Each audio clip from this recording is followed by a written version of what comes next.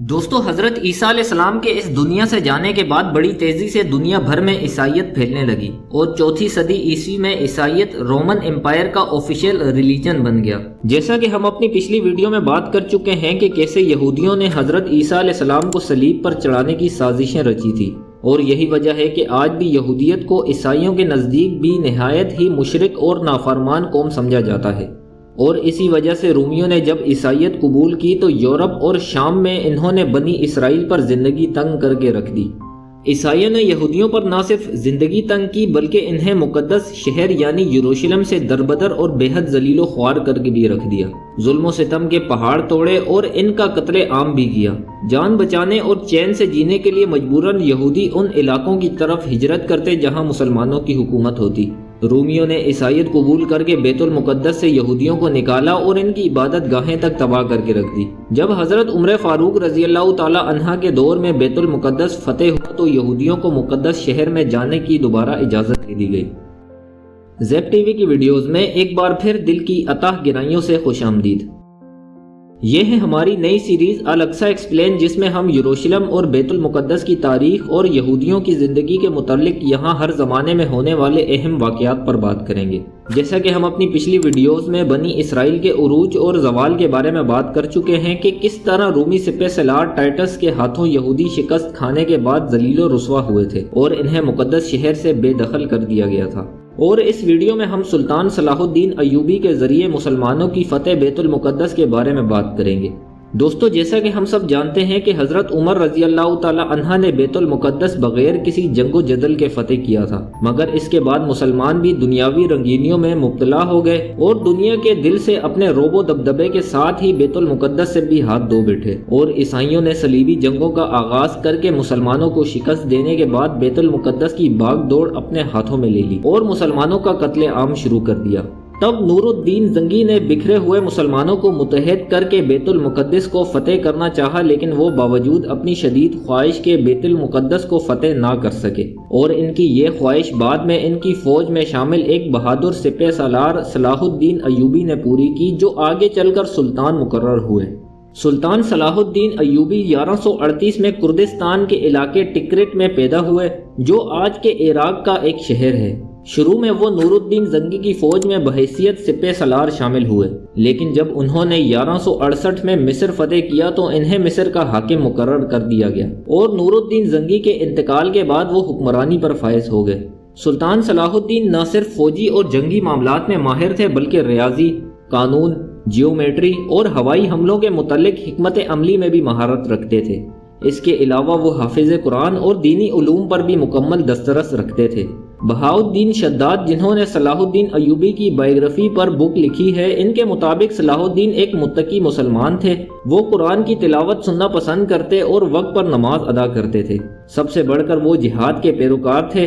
صلاح الدین نے اپنی جنگی سوجھ بوجھ اور مستقبل پر گہری نظر ہونے کے باعث نور الدین زنگی سے بھی بہتر کارنامے سر انجام دیے، اور ان میں جذبہ شہادت کوٹ کوٹ کر بھرا ہوا تھا، اور نور الدین زنگی کی طرح بیت المقدس کو فتح کرنا ان کی بھی شدید ترین خواہش تھی۔ مصر فتح کرنے کے بعد 1182 عیسوی تک انہوں نے شام، موصل اور حلب وغیرہ کو بھی اپنی حکومت میں شامل کر لیا تھا۔ اسی دوران انہوں نے صلیبی سپہ سالار رینالڈ کے ساتھ 4 سالہ معاہدہ بھی کیا تھا، جس کی روح سے دونوں فریقین ایک دوسرے کی مدد کرنے کے پابند تھے، مگر وہ معاہدہ فقط کاغذی اور زبانی حد تک محدود رہا۔ عیسائی بدستور اپنی شرنگیزیوں میں مصروف رہے اور مسلمانوں کو نہ صرف نقصان پہنچاتے رہے بلکہ ان کی جان لیتے ہوئے بھی ان کے ہاتھ ذرا نہ کامتے، اور یہاں تک کہ انہوں نے صلاح الدین کی بہن کو بھی قتل کر دیا۔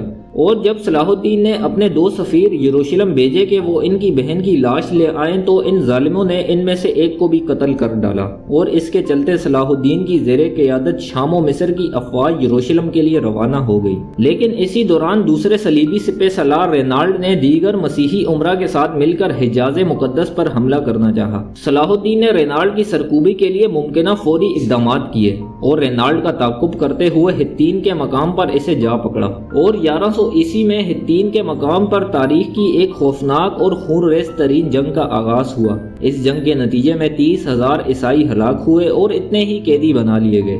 رینالڈ گرفتار ہوا اور اس کا سر سلطان نے خود اپنے ہاتھ سے قلم کیا کہ رینالڈ نہ صرف معاہدے کا منکر تھا بلکہ مسلمانوں کو ایذا پہنچانے میں سب سے آگے اور گستاخ رسول بھی تھا۔ ہتین کی زبردست فتح کے بعد سلطان نے دوبارہ سے بیت المقدس کا رخ کیا اور اس طرح 20 ستمبر 1187 کو بیت المقدس پہنچ گئے۔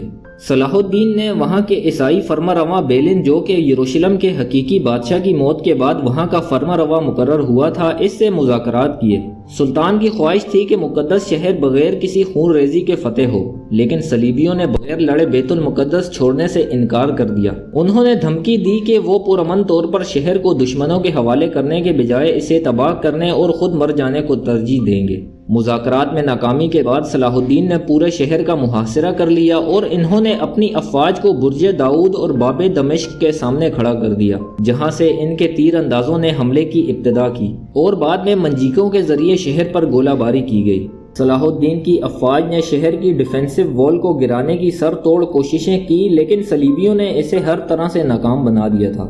4 روزہ ناکام محاصرے کے باوجود صلاح الدین نے ہار نہ مانی بلکہ اپنی افواج کو شہر کے دوسرے حصے کی جانب منتقل کر دیا۔ 29 ستمبر کو ایوبی افواج شہر کی ایک دیوار گرانے میں کامیاب ہو گئی، تاہم وہ فوری طور پر شہر میں داخل ہونے سے گریز کرتی رہیں اور صلیبیوں کی عسکری قوت کو کمزور کرتی رہیں۔ ایک ہفتے کی خون ریز جنگ کے بعد صلیبیوں نے ہتھیار ڈال دیے اور سلطان سے رحم کی اپیل کی، اور یوں سلطان نے تمام عیسائیوں کو ان کے علاقوں تک رسائی دے دی اور بیت المقدس پر اسلام کا جھنڈا لہرایا۔ بیت المقدس سلطان صلاح الدین کا عظیم الشان کارنامہ تھا۔ انہوں نے مسجد اقصی میں داخل ہو کر نور الدین زنگی کا تیار کردہ منبر اپنے ہاتھوں سے رکھ کر مرحوم سلطان کی خواہش اپنے ہاتھوں سے پوری کی۔ صلاح الدین وہ پہلے مسلمان حکمران تھے جو 2 مقدس مساجد کے نگہبان کہلائے۔ بیت المقدس پر حکومت قائم ہونے کے بعد انہوں نے عیسائیوں پر وہ مظالم نہیں کیے جو عیسائیوں نے اپنے قبضے کے بعد مسلمانوں پر کیے تھے۔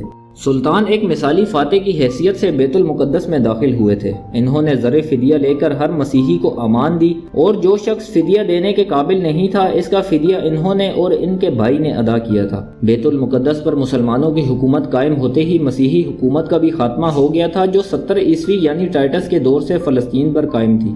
اس کے بعد سلطان نے حضرت عمر کے منظور کردہ قانون کے تحت تمام مذاہب کے لوگوں کو یروشلم میں بنا کسی روک ٹوک کے اپنے اپنے مقدس مقامات پر جانے کی اجازت دے دی، اور یوں 761 سال تک مسلمانوں کی فلسطین پر حکومت رہی، جو 1948 میں امریکہ، برطانیہ اور فرانس کی سازشوں سے فلسطین کے علاقوں میں یہودی سلطنت قائم کر کے ختم کی گئی، اور بیت المقدس کا آدھا حصہ یہودیوں کے قبضے میں چلا گیا، اور اس کے بعد 1967 میں عرب اسرائیل جنگ کے نتیجے میں بیت المقدس پر مکمل طور پر یہودی قبضہ ہو گیا۔ ناظرین، یہ تھی سلطان صلاح الدین ایوبی کی فتح بیت المقدس کی کہانی، جسے ہم نے مختصر الفاظ میں پیش کیا ہے۔ انشاءاللہ اگلی ویڈیو میں ہم سلطنت عثمانیہ کی کہانی اور ان کے سلطانوں کی بیت المقدس کے متعلق کاوشوں پر بات کریں گے۔ ہمارے چینل کو سبسکرائب ضرور کر لیں تاکہ آئندہ آنے والی ویڈیوز کا نوٹیفیکیشن آپ کو ملتا رہے۔ اگر ہم سے کوئی چیز مس ہو گئی ہو تو کمنٹ سیکشن میں ہمیں ضرور بتائیں۔ پھر ملاقات ہوگی ایک اور نئی معلوماتی ویڈیو کے ساتھ، تب تک اپنا بہت سارا خیال رکھیے گا۔ اللہ حافظ۔